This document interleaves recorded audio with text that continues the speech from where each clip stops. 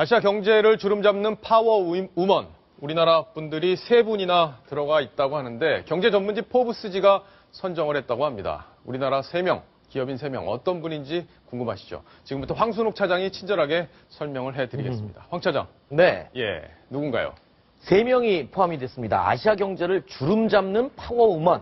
먼저 화면으로 설명을 드리겠습니다. 첫 번째가 현대그룹 현정은 회장이 선정됐고요. 예. 두 번째가 신라호텔 사장이죠. 이부진 사장이 선정됐습니다. 그리고 세 번째로 김은선 보령제약 회장. 첫 번째로 그 현정은 현대그룹 회장은요. 현대그룹의 구조조정을 성공적으로 이끈 부분을 굉장히 높이 평가하고 있고요. 그랬군요. 현대증권도 내놓고 자산이라든가 뭐 이런 것을 매각해서 해운이나 기계설비 그리고 대북 사업에 주력하는 것으로 방향을 바꾸면서 증권시장에 아주 큰 호재를 안겨왔다라는 점을 높이 평가했고요. 그리고 이부진 사장의 경우에는 놀랍고 강단 있는 그런 결단력 이런 부분에 굉장히 높이 평가를 받았습니다. 그 면세점 사업으로 확대하는 것을 주력으로 해서 사업에 어떤 강단 있는 결단력을 보여줬다. 그리고 세 번째 이제 보령제약 김은선 회장의 경우엔 대형 제약사 가운데는 유일하게 여성 CEO로 지금 자리에 있습니다. 보령제약 회장으로 있는데요. 회장으로 있으면서 경영일선에 들어가자마자 2,600억 원대인 매출이 3,500억 원대로 점프했습니다. 대단하시네요. 그만큼 경영 능력을 발휘했다라는 평가를 받고 있고, 뭐 2000년에 사장으로 해서 뭐 두루두루 모든 그 부서의 일을 다 맡아서 아주 다재다능하고 해박한 회장으로 또 꼽혔습니다. 예, 이 현정은 현대그룹 회장 얘기를 좀 해봐야 될 텐데 원래 이분은 고 정몽원 회장의 부인이셨고 그때만 해도 사실은 크게 대외 활동을 하지 않는 분이었는데 의외로 잘하시네요. 박성훈 논설위원님 네. 설명을 해주시죠. 그 정몽헌 회장이 우리가 김대중 정부 때 그 있었던 그 대북 송금 사건 수사를 받다가 스스로 이제 목숨을 끊고 이후에 그 현대 상선 그리고 대북 사업을 주력했던 이제 현대 상선과 주아산 그다음에 현대 엘리베이터 이런 그룹들을 말하자면 이런 기업들을 말하자면 작은 의미의 지금 현대그룹이라는 이름으로 이끌면서 현정은 회장이 사실상 예상을 뒤엎고 상당히 그룹을 잘 이끌고 있다 이런 평가를 받고 있습니다. 그렇죠. 네네. 그 현정은 회장의 가게도 여기 뭐 정치인들도 많이 들어있고 한데 그 내용도 좀 설명을 해주시죠.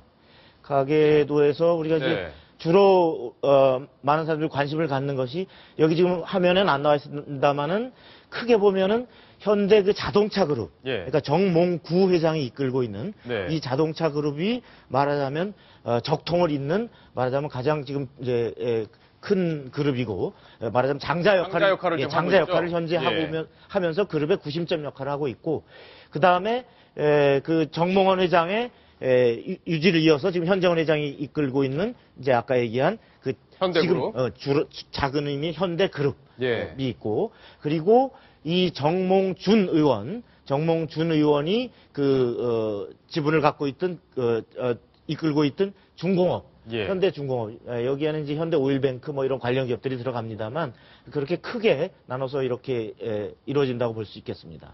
네. 자, 지금 보면 외삼촌이 김무성 새누리당 대표고 시동생이 정몽준 전 의원인데 이 두 분 관계는 어떨까요? 사실 이렇게 지금 좀 다툼이 좀 있었잖아요. 있었죠. 현대그룹 인수 문제 또 여러 가지 뭐 현대건설 인수 문제 이런 부분에서 조금 갈등이 있었는데 이 두 분의 관계는 어떤지 좀 설명을 해주세요. 김무성 대표와 정몽준 의원은 굳이 분류하자면 같은 비박계죠. 비박계이고 사실 개인적으로는 관계가 괜찮습니다.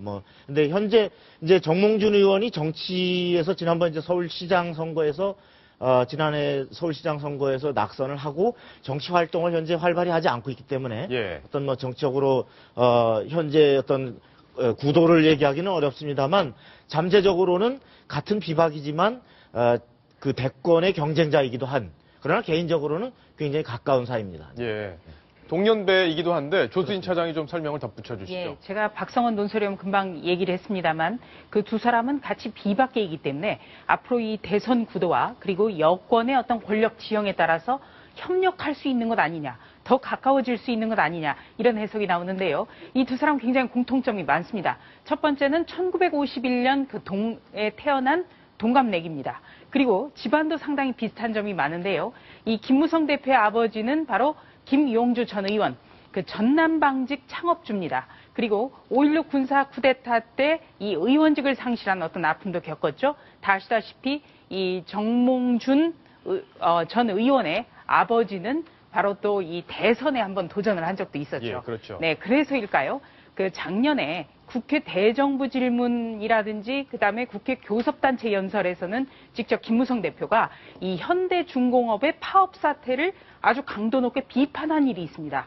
이 여당 대표가 이 특정 기업의 어떤 그 노조의 파업 사태를 비판한 게 굉장히 이례적이기 때문에 이거는 이 정몽준 전 의원에 대한 굉장히 그 우호적인 감정이 그 실려 있는 것 아니냐 이런 관측을 낳기도 했었습니다. 예, 그랬군요.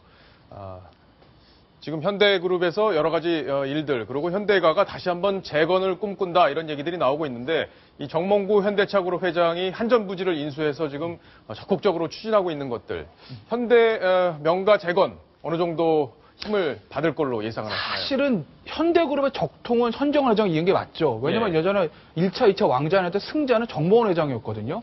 그래서 현대그룹이나 명칭, 그다음에 그 유명한 그 산 모양의 삼각형 로고, 예. 그리고 현대그룹의 어떤 그 상징이 현대건설도 저 정몽원 회장, 그리고 예. 현정원 회장이 이은 것이죠. 그런데 사실은 한 10년간 대북 사업이 잘 안 되고 그러면서 현대그룹이 사실 많이 이제 죽으러들었죠. 그래서 그 적통은 이제는 거의 현대그룹, 현대자동차, 현대기아자동차, 그리고 정몽구 회장이 가져왔다고 봐도 무방하고 더군다나 아까 말씀드렸던 그 상징과 같은 현대건설도 현대 그 자동차 계열로 들어갔거든요. 거기다가 이제 말씀하셨던 대로 한전부지를 가지고 가서 거기다가 현대자동차 어떤 글로벌 센터를 짓게 되면 현대그룹이 현대자동차를 중심으로 다시 한번 재건되는 것이 아니냐라는 어떤 시장의 관측이 있었는데 어쨌거나 현정훈 회장이 그 현대 그 아산부터 현대엘리베이터에 굉장히 안 좋았던 경영을 조금 더 회복시켜가고 대북 사업이 조금 풀리게 되면 현정훈 회장도 조금 숨통을 튀게 되지 않을까 뭐 그렇게 전망이 됩니다. 자, 현대그룹의 전망까지 정리를 해봤습니다.